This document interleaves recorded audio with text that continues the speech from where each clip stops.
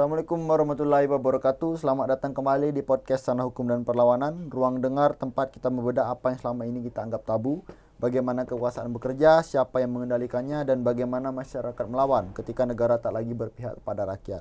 Kami menghadirkan Kompas Keadilan untuk menunjukkan siapa yang benar-benar dilindungi hukum. Karena bagi kami, hukum yang tidak memihak pada keadilan adalah bentuk penindasan yang paling nyata. Di sini, kita tidak hanya membaca teks hukum yang kaku, tapi membedah realitas yang disembunyikan di baliknya. Kita beranjak ke sudut-sudut paling gelap untuk melihat siapa yang benar-benar dilindungi dan siapa yang dikorbankan. Hari ini, kita mendaki ke dataran tinggi Kabupaten Lebong, Provinsi Bengkulu. Di balik narasi energi bersih, panas bumi, tersimpan luka yang dalam di tubuh hutan lindung Bukit Daun. Kita akan mendengar kisah tentang sawah yang tertimbun batu, air yang berubah rasa, dan perjuangan petani yang tetap tegak meski di atas putusan NO di meja hijau.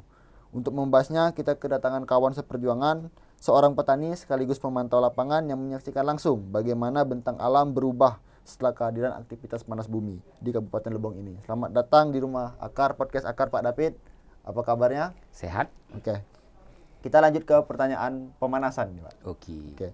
Bisa Pak diceritakan bagaimana sebenarnya hubungan awal antara petani dengan kawasan pertanian, hutan dan sungai sebelum perusahaan itu masuk, dan apa yang biasanya ditanam dan dimanfaatkan oleh masyarakat sana? Khusus sawah. Oke.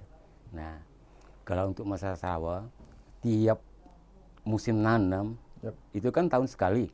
Nah, tahun sekali kita tuh pasti nanam padi kan. Nah, kalau sebelum PGE mengerjakan aktivitasnya, nah kita tuh kan normal-normal aja. Nah, biasanya kita dapat pertamanya itu 100 karung per 1 hektar, bisa lebih. Nah, ternyata gini, setelah dampak dari kejadian tersebut, udah turun drastis di bawah 50%. Oh, itu akibat dari panas bumi tadi ya, Pak? Kalau bukan panas bumi itu. Nah, kalau panas bumi itu kan belum terasa sama sekali untuk di lokasi sawah khususnya. Tapi kalau di kebun lah terasa, nyampe kini lah terasa itu kan. Nah, kalau untuk petani khususnya itu banjir itu 2018. Oke. Sebenarnya kapan sih Pak pertama kali warga merasakan ada yang salah atau ada perubahan lingkungan yang drastis sejak perusahaan geotermal itu atau aktivitas panas bumi ini dimulai? Misalnya di tahun 2016 tentunya. Saya pernah dengar itu kejadian. Kalau 2016 itu ada kejadian longsor kalau nggak salah kan. Nah, longsor menyebabkan merusak kebun, merusak lahan pertanian sawah khususnya, terus menghilangkan nyawa.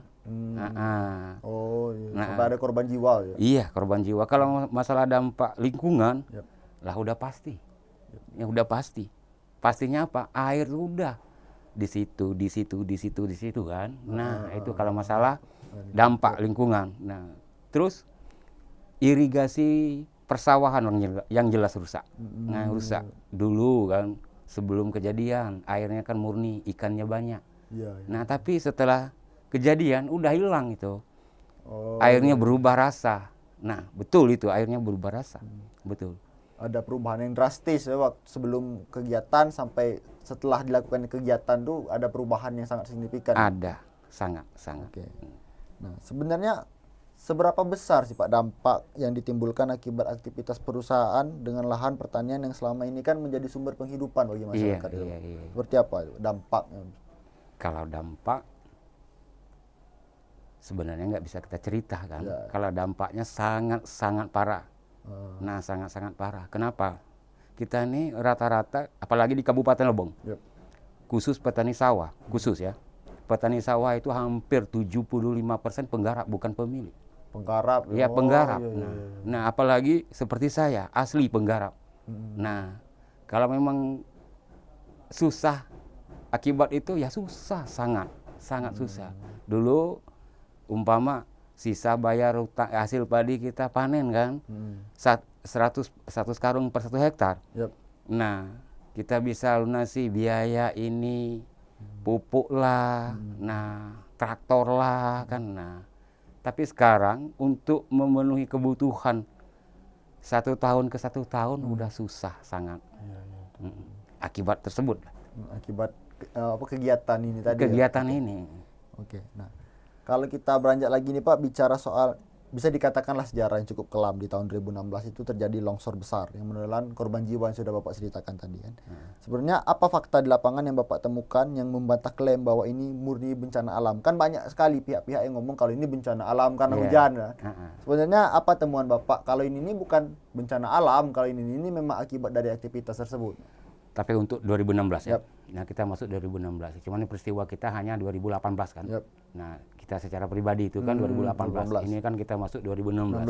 Kalau 2016, kalau saya secara pribadi, alasan saya banyak kalau memang itu bukan kejadian bencana alam. Dasarnya apa?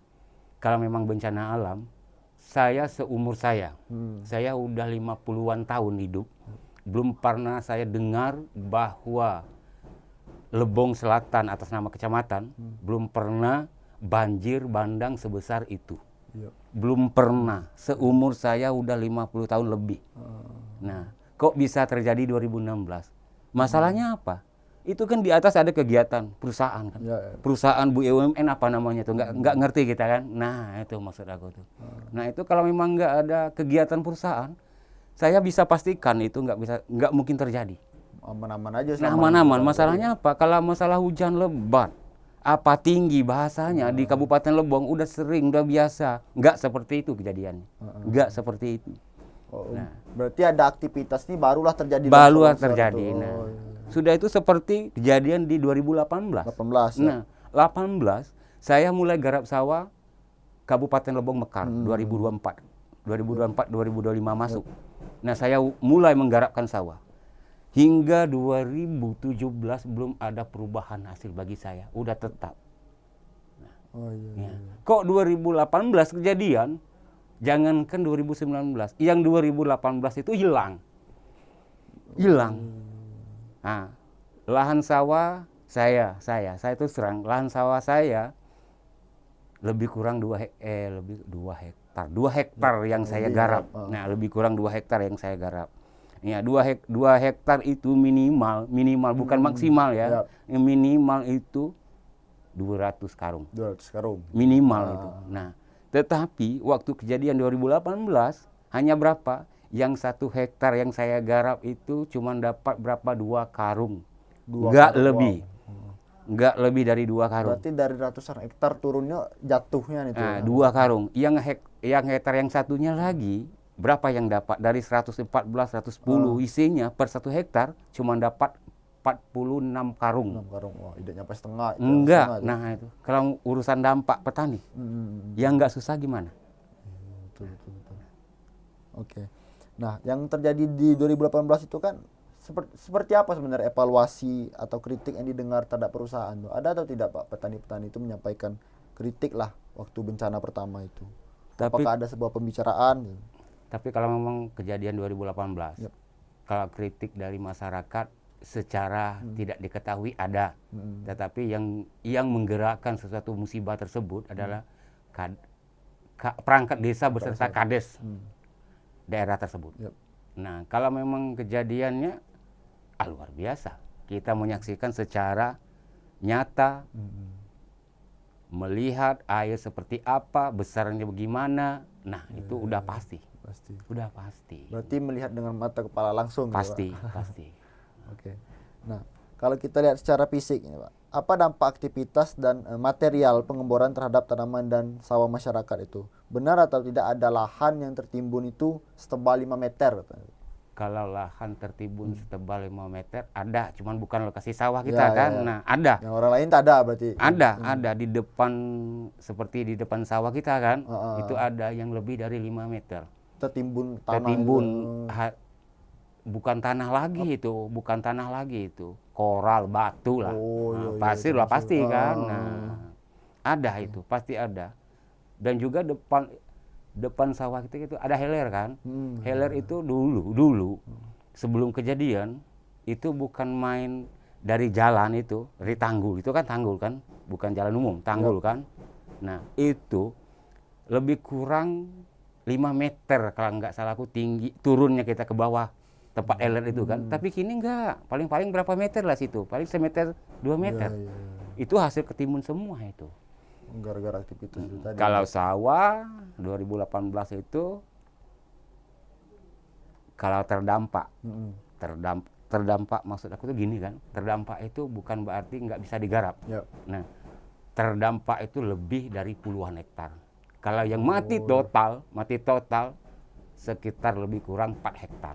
Berarti ada sawah yang mati total yang nggak bisa ditanami lagi? Nggak bisa sama sekali diolah. Sampai sekarang, sampai hari ini nggak bisa diolah sama sekali. Kalau lebarnya nggak juga seberapa, kita 4 hektaran lah. Tapi terasa juga 4 hektar sawah itu tertimbun, nggak bisa diapa-apain lagi. Iya. Oke, nah kalau dengar dari cerita Bapak tadi kan banyak sekali sawah yang terdampak gitu kan. Itu kan tidak bisa lagi ditanami. Sebenarnya bagaimana para petani ini menyambung hidup, dan kami dengar itu ada yang terpaksa jadi buruh atau mencari ikan karena kehilangan mata pencarian utama mereka. Kalau yang salah itu kita kurang jelas kan, kurang pasti kan. Nah mungkin kan. Nah tapi kalau kita setelah kejadian dampaknya memang susah. Tapi kita usahakan olahkan sawah yang kita harapkan tiap tahun tersebut. Kita harapkan itu memang sandaran hidup. Memang itu hitungan. Kalau nggak ada sawah, udah mati rasanya. Kira-kira model itu. Nah, apapun caranya, itu baik kita itu manual. Nah, kalau udah pastilah kita manual kan, nggak mungkin lah kita pakai alat kemampuan kita nggak ada. Udah pasti kita tuh manual. Manualnya apa? Ada sebagian dicangkul, dibuat pematang yang besar dulunya. Enggak, ini kita buat pematang supaya banyak, supaya lumpur yang tertimbun hasil dari musibah tersebut bisa kurang di sawah tempat kita nanam. Berarti diusahakan lah. Diusahakan semaksimal mungkin. Enggak sehari 2 hari, enggak sebulan 2 bulan. Lebih. Kita nanam itu kan 1 tahun sekali. Umpama kita nanam itu bulan 1 atau bulan 2. Nah, masa terundur itu. Nah, enggak diundur. Tetap kita laksanakan nanam. Nah, setelah untuk nanam yang keduanya, tahun depannya, nah itu kan kita nanam bulan 2 bulan 1 kan.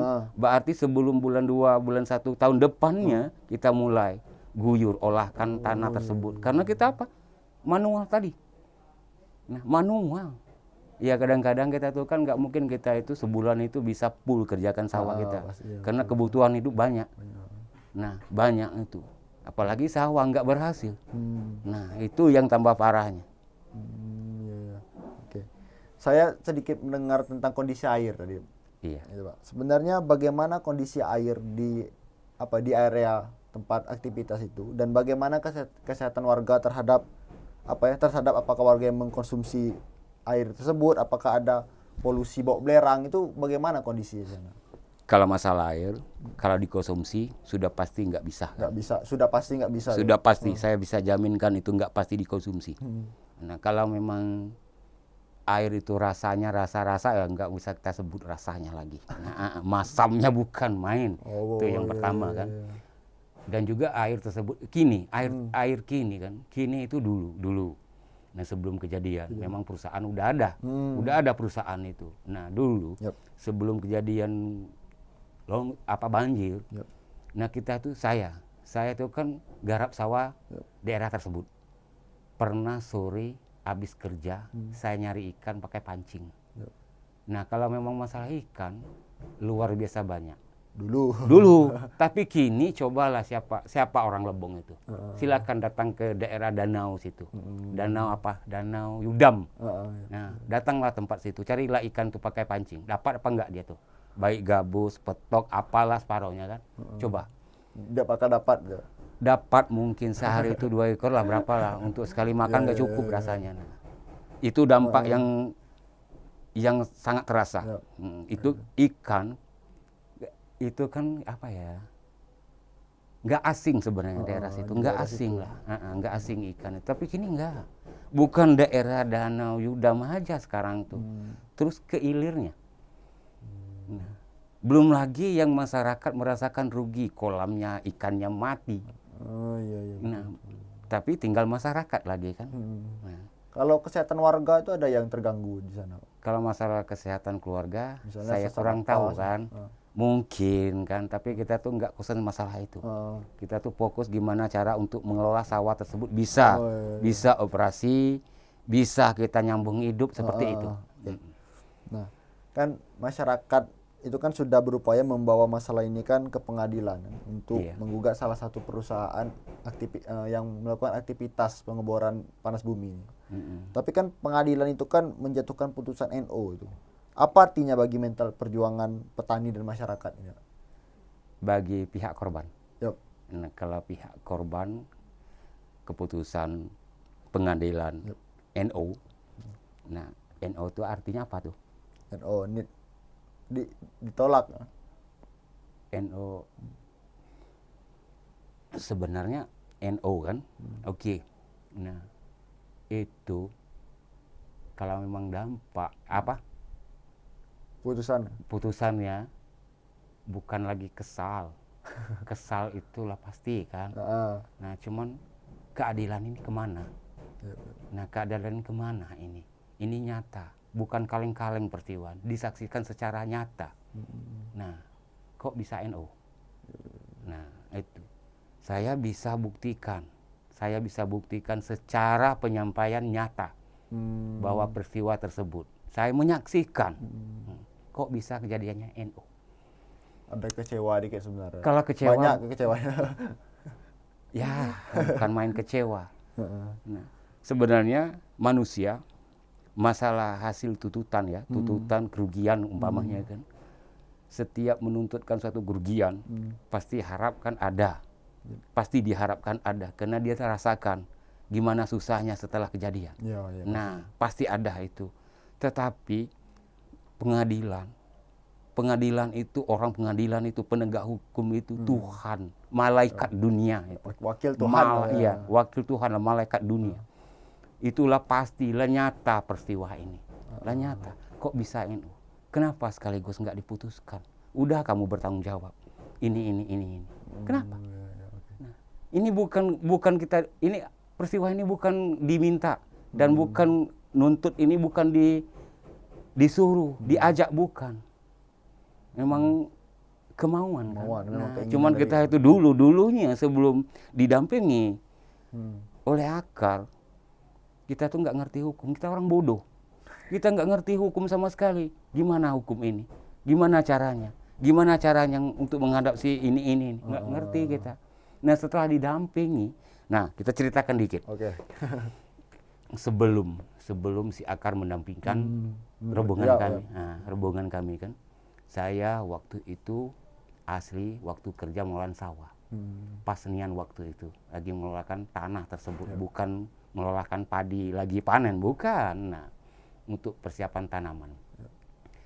Nah, saya sempat nanya sama si akar, rombongan si akar, saya nggak tahu entah itu ahli hukum, entah itu anggota akar, saya nggak tahu kan. Nah, kan saya tuh udah kecewa sebenarnya. Dulunya ada entah dari LSM, entah dari wartawan. Ada yang mencoba mendampingi. Bukan mendampingi, mengambilkan data melaluikan saya. Bukan mendampingi, melaluikan data. Bahkan saya pernah masuk TV, kalau nggak salah Kompas apa-apa, nggak tahu saya kan waktu itu. Nah, jadi waktu itu udah selesai kan. Nah, datanglah rombongan si akar. Cuman sempat saya tanyakan sama si anggota si akar, ini benaran apa enggak? Masalahnya ini yang saya sebutkan tadi. Kalau memang benar, ya oke. Tapi kalau rasa-rasanya ini udahlah, nggak usah. Nah, bikin capek aja kan. Nah, udah. Dia ceritakan ini. Nah, terus saya tanyakan lagi sama rombongan akar. Saya secara pribadi mengaku bahwa saya nggak ngerti tentang hukum, nggak punya uang, nggak punya biaya apapun untuk melanjutkan pertanyaan ini. Nah, tetapi si akar bukan masalah uang, bukan masalah hukum yang saya inginkan. Nyata enggak peristiwa tersebut. nyata. Nah, justru itulah si Akar, saya berterima kasih sama si Akar. Nah, lembaga Akar saya sangat berterima kasih. Saya dulunya dari tidak tahu, sekarang saya tahu. Itulah kehebatannya si Akar. Nah, jadi untuk masyarakat Kabupaten Lebong, jika memang rasa dizolimi, jika memang itu kita rasa dirugikan, fakta nyata, silakan temui anggota si Akar lembaga di Bengkulu. Oke, sip. Nah, sebenarnya kalau dalam tahap persidangan nih, Pak, itu kan dinyatakan NO itu kan. Sebenarnya apa hambatan terbesar bagi masyarakat itu waktu proses pembuktian, waktu mencoba membuktikan di pengadilan bahwa kerusakan ini memang akibat aktivitas langsung dari geotermal ini tadi. Sebenarnya apa hambatan dalam membuktikannya? Kalau hambatan, maaf ya, saya tuh nggak ngerti. Itulah masalahnya tadi yang saya sebutkan. Saya kan nggak ngerti tentang hukum. Masalahnya apa? Cuman waktu itu kan pendamping ada kan, namanya si Emir Mikta. Ya pokoknya segitulah namanya kan. Dia tuh ngerti, dia tuh tahu. Nah tapi kalau bagi si korban nggak sejauh itu, nggak sejauh itu. Pertanyaan kenapa ini diputuskan NO, apa arti NO, waktu itu nggak ditanya. Tapi Kak, waktu hakim itu nanya kan, waktu Bapak ngasih keterangan itu keterangan nyata kan yang terjadi di lapangan langsung. Pasti, jelas. Bahkan hakim pernah persidangan dilaksanakan di lokasi kejadian. Oh iya. Pernah dilaksanakan. Nah, sidang di lokasi kejadian, intinya di lapangan kan. Secara langsung, secara pasti dia lihat, dia buktikan tanah tersebut. Terus kalau nggak salah kemarin itu selesai motong kalau nggak salah kan, bentuk padi pohon padi yang habis kita potong itu kan, dia tuh lihat seberapa banyak tunasnya. Dia tahu. Nah bahkan waktu itu saya pikir nggak mungkin putusannya NO. Nah nggak mungkin karena dia tuh pasti. Ini bukan apa ya, kejadian ini bukan diada-adakan ini. Memang nyata asli. Saya bertanggung jawab ini, saya bertanggung jawab. Nah itulah makanya saya terima kasih sama si lembaga Akar. Sangat terbantu sangat, walaupun keputusan belum dimaksimalkan, belum tercapai, saya udah bangga sama si tapi lembaga kan Akar. harus ada Pasti harus ada, pasti kapanpun ini. Selagi si lembaga Akar bisa mendampingi bagi kami korban, kami siap menyampaikan sebenar-benarnya. Nah, kalau kita lihat hari ini nih Pak, sebenarnya masyarakat ini kan mulai melakukan pemantauan mandiri secara partisipatif. Apa sebenarnya yang ingin Bapak buktikan kepada kepada dunia lah kita membawa melalui data-data lapangan tersebut Pak, melalui pemantauan mandiri secara partisipatif ini? Maksudnya? Kan sudah mulai memantau kan aktivitas perubahan-perubahan lingkungan itu tadi, atau belum? Belum, Pak. Oh belum ada berarti? Belum. Oke, lanjut ke pertanyaan selanjutnya, Pak. Yo. Sebenarnya apa rekomendasi dari petani dan masyarakat yang terdampak pada pemerintah ini, dan apa bencana ini kan, bencana yang terjadi di Kabupaten Lebong ini tidak terjadi terus berulang dan hak atas tanah warga ini dikembalikan. Rekomendasi kepada pemerintah lah. Maksudnya bantuan? Apapun bentuknya kan, misalnya normalisasi sawah itu kan kan telah terjadi bencana nih. Kan tuntutan petani lah kepada pemerintah itu. Tuntutan petani. Kalau tuntutan petani pertama gimana lahan tersebut bisa digunakan untuk sebelumnya, seperti sebelumnya. Umpamanya kan tertimbun, gimana caranya? Apakah memang itu ada bantuan berbentuk apa? Apakah memang itu kan kalau kita apalagi sawah yang belum bisa digarap, istilahnya mati total. Kalau untuk menggunakan manual itu nggak selesai 1 tahun. Satu bidang, bukan semua satu bidang. Tapi ada bantuan-bantuan dari pakai mesin untuk enggak selama ini dari pemerintah? Kalau bantuan dari pemerintah, rasa-rasanya nyampe besok mungkin nggak ada. Nah, nyampai besok mungkin nggak ada. Tapi saya nggak tahu kan, lewat belakang mungkin ada. Mungkin, ya. Nah, tapi kalau mungkin sampai besok nggak ada. Sampai besok, hari ini apa? Hari 17 Desember, Rabu. 17 Desember, kan Rabu kan?